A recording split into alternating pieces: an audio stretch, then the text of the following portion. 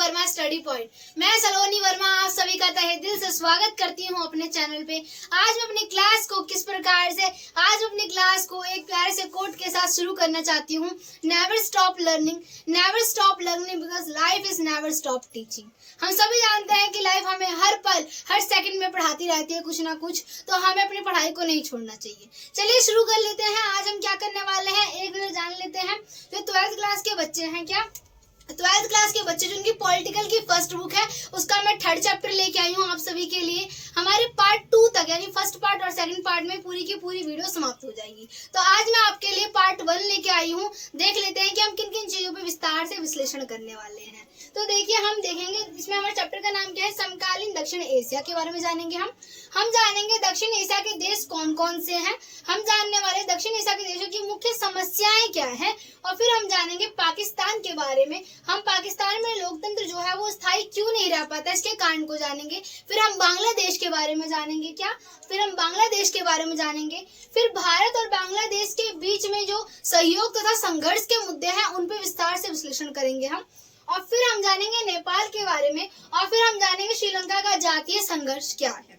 ठीक है, इस प्रकार से हम जानेंगे। तो पहले हम जान लेते हैं दक्षिण एशिया के देश कौन कौन से हैं।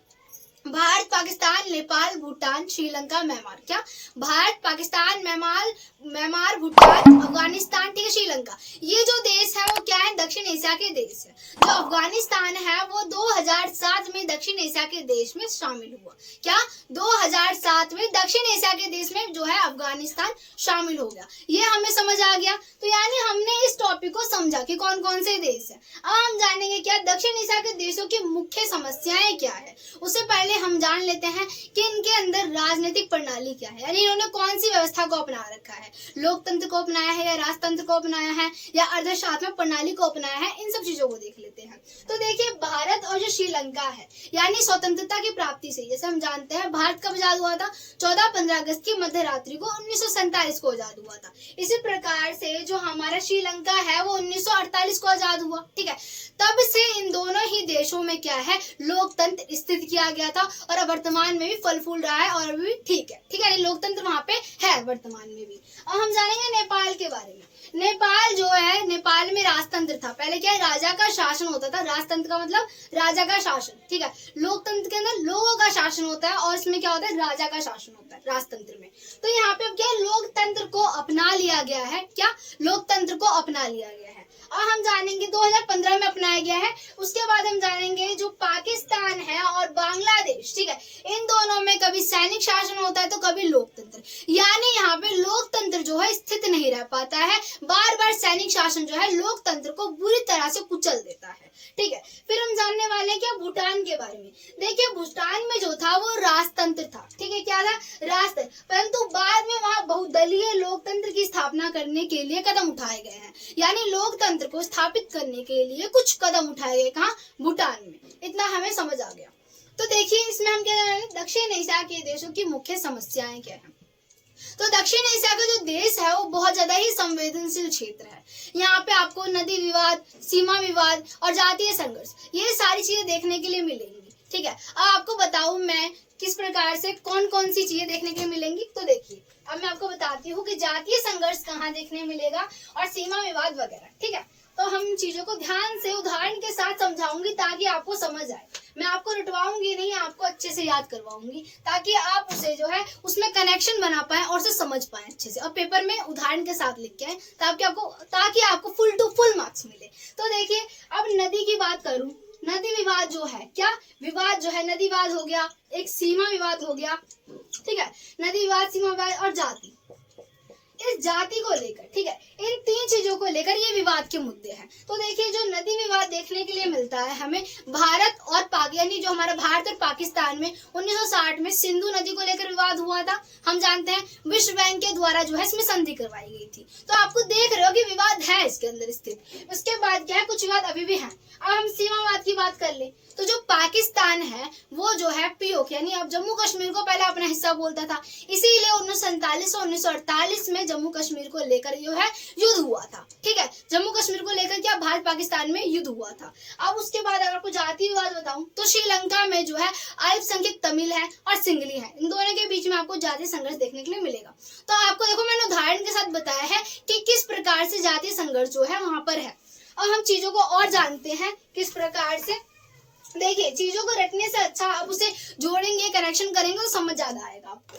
अब देखिए हम जानेंगे क्या पाकिस्तान के बारे में। अब पाकिस्तान को हम जानते हैं कि पाकिस्तान जो है पहले भारत का ही एक भाग था। क्या था, यानी पाकिस्तान जो है भारत का भाग था। जब भारत को 14-15 अगस्त की मध्य रात्रि को आजादी मिली थी, स्वतंत्रता प्राप्त हुई थी, उसी टाइम जो है भारत का विभाजन हुआ था। ठीक है, तो उस टाइम क्या हुआ, मोहम्मद अली जिन्ना ने कहा कि भारत जो है दो राष्ट्र यानी दो कौमों का देश है। ठीक है, एक भारत और एक पाकिस्तान। तो उस टाइम जो है भारत पाकिस्तान का विभाजन हो गया। तो पाकिस्तान दो बनाए गए। क्या पाकिस्तान दो बनाए गए, एक पूर्वी बनाया गया, क्या एक पूर्वी बनाएगा और दूसरा जो है पश्चिमी। कौन सा, पश्चिमी।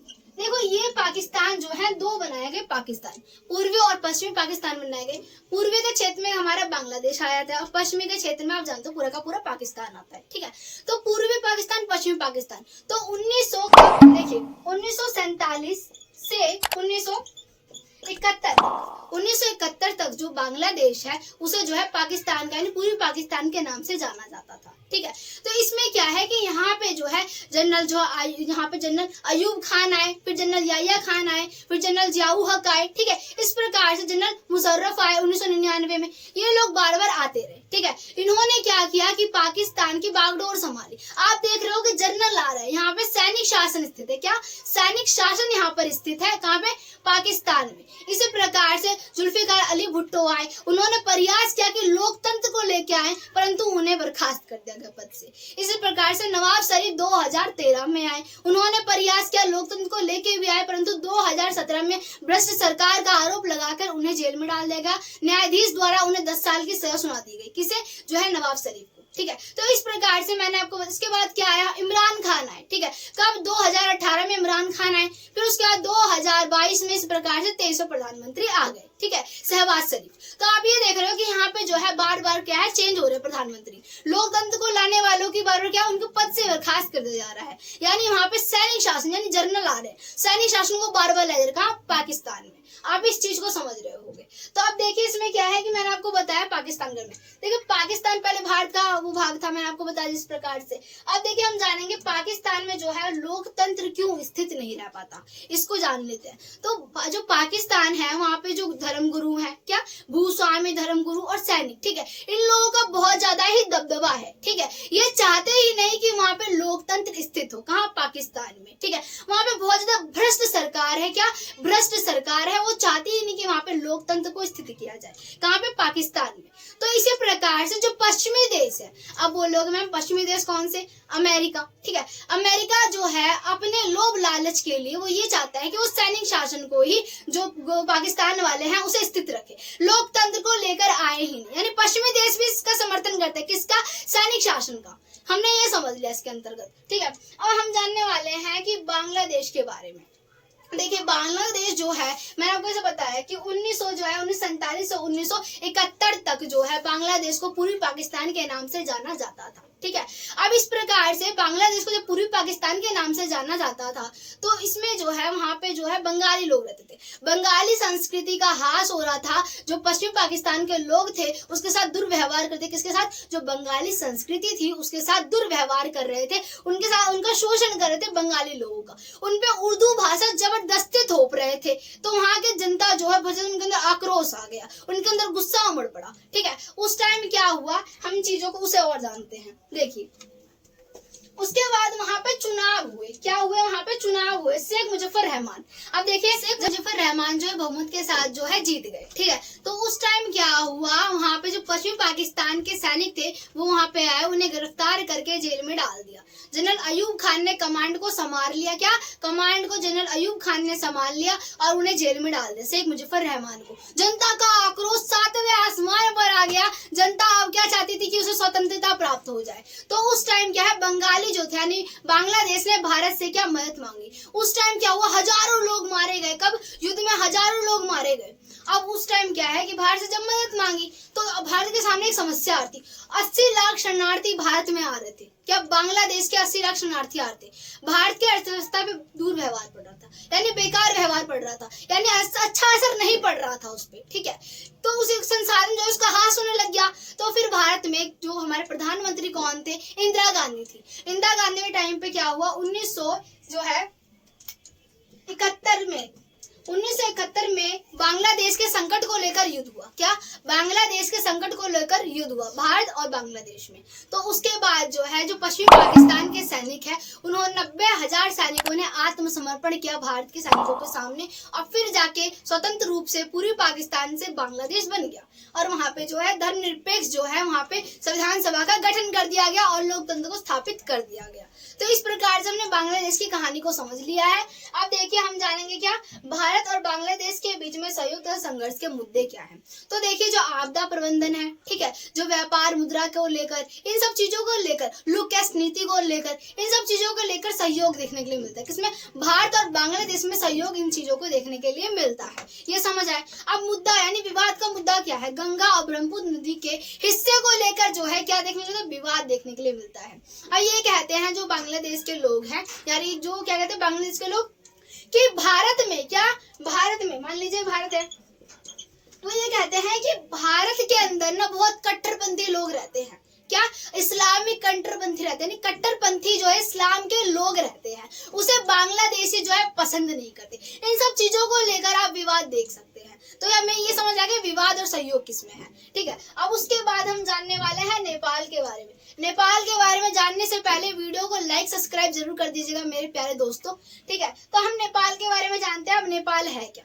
तो नेपाल जो है, नेपाल में अतीत में जो है वो एक क्या हिंदू राज्य था। क्या था? जो नेपाल है अतीत में एक हिंदू राज्य था। वहाँ पे जो है ज्ञानेंद्र का शासन होता था। ज्ञानेंद्र जो थे वहाँ के राजा थे। वहाँ पे जनता कह रही थी कि उन्हें लोकतंत्र की प्राप्ति, यानी उन्हें लोकतंत्र चाहिए, यानी जो राजतंत्र है उसे समाप्त कर दिया जाए।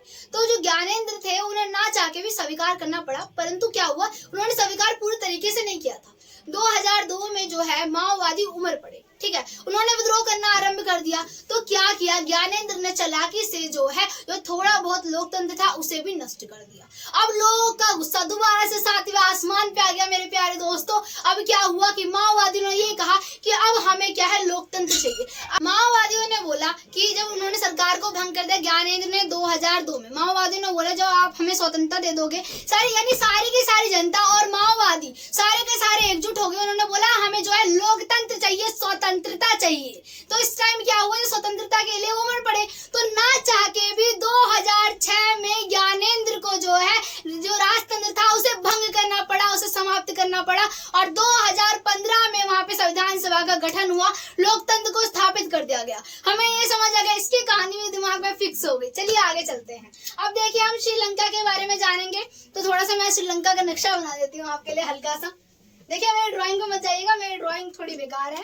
तो मान लीजिए श्रीलंका का पार्ट है। यहाँ पे जो है बहुत ज्यादा सिलोम, यानी देखो श्रीलंका में क्या है, सिंगली रहते थे। ठीक है, इसे सिलोम राज्य भी कहा जाता था। क्या? सिलोम देश भी कहा जाता था। यहाँ पे हल्के से जो है वो क्या रहते थे, अल्पसंख्यक तमिल रहते थे। क्या? अल्पसंख्यक तमिल रहते थे। जो श्रीलंका वासी थे वो ये चाहते थे कि जो तमिल है उन्हें दरकिनार कर दिया जाए। क्या? राजनीति से उन्हें दरकिनार कर दिया जाए, उन्हें किसी प्रकार का अधिकार नहीं दिया जाए, उनके अधिकारों से उन्हें वंचित कर दिया जाए। क्या? तो तमिल जो है उमड़ पड़े, यानी उनके अंदर क्या आ गया, गुस्सा आ गया, आक्रोश आ गया तमिलों के अंदर। और तमिलों ने बोला क्या कि अब हम लिट्टे संगठन बनाएंगे। क्या? लिट्टे संगठन बनाएंगे, लिबरेशन ऑफ टाइगर इलम। क्या? लिबरेशन ऑफ टाइगर इलम बनाएंगे। और उन्होंने बनाया, उन्होंने बोला कि अब हमें एक नया राष्ट्र चाहिए। तो उस टाइम जो है बात बहुत ज्यादा बढ़ने लग गई। और जो तमिल के लोग थे वो भारत के निवासी थे पहले, तो इसीलिए उन्होंने क्या, भारत से सहायता मांग ली। तो भारत ने क्या किया 1987 में, कब 1987 में भारत ने शांति सेना भेजी। भारत को लगा शांति सेना भेजने से सब कुछ ठीक हो जाएगा, परंतु ऐसा नहीं हुआ मेरे प्यारे दोस्तों, ऐसा एकदम नहीं हुआ।